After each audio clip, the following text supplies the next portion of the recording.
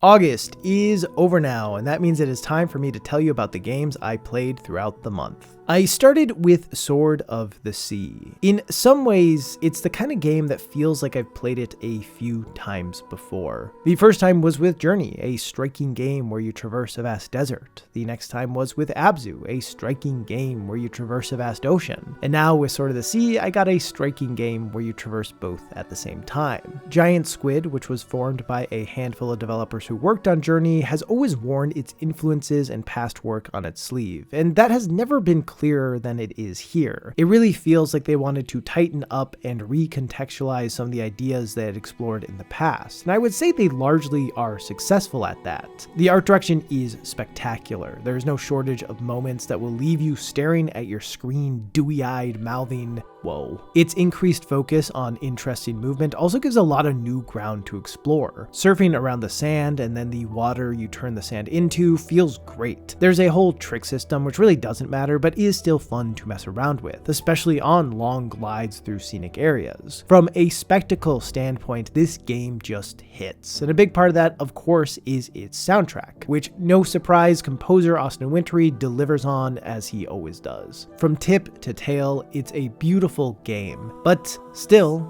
as I said at the start, it is one that I feel as if I've played a few times before. Yes, it does feel like it's meant to honor both Abzu and Journey, but it does still feel like Abzu and Journey. And frankly, no game that is like Journey has hit for me in the way Journey did. It has always come with diminishing returns. That's not to say it isn't worth playing if you have played these other games, just that despite elevating things to a wild level of polish, it doesn't bring all that much new to the table. And the aspects that do set it apart a bit, like the movement, still aren't enough to really get it out of the shadow of what came before. And that's fine. Not every game can pretty much invent or redefine a genre in the way Journey did, but for me at least, someone who has experienced the lineage that has led to Sword of the Sea, it's hard to imagine I will be thinking about this title as often as it maybe deserves to be thought about. As I've gotten older and played more stuff, a game being able to surprise me has become something I value immensely, especially when considering that Giant Squid's last game, The Pathless, was a far more experimental title, one that took bigger risks, that felt like it was reaching out to be something new. I find a part of myself wishing that instead of looking backwards as much as it does, that this game would have looked outwards more, to the horizons untraveled. I don't want to spend too much time though bemoaning what this game isn't. With Sword of the Sea, I think Giant Squid has created the definitive moody exploration adventure game. And for anyone who doesn't have as much familiarity with their previous work, this could be a pretty incredible experience for you. I do want to be clear that there is a lot here to enjoy for those who have played Journey or Abzu. It is pretty much a victory lap of some of the greatest moments from those games. So if you're the type of player who relishes in familiar and polished experiences, this will be a home run.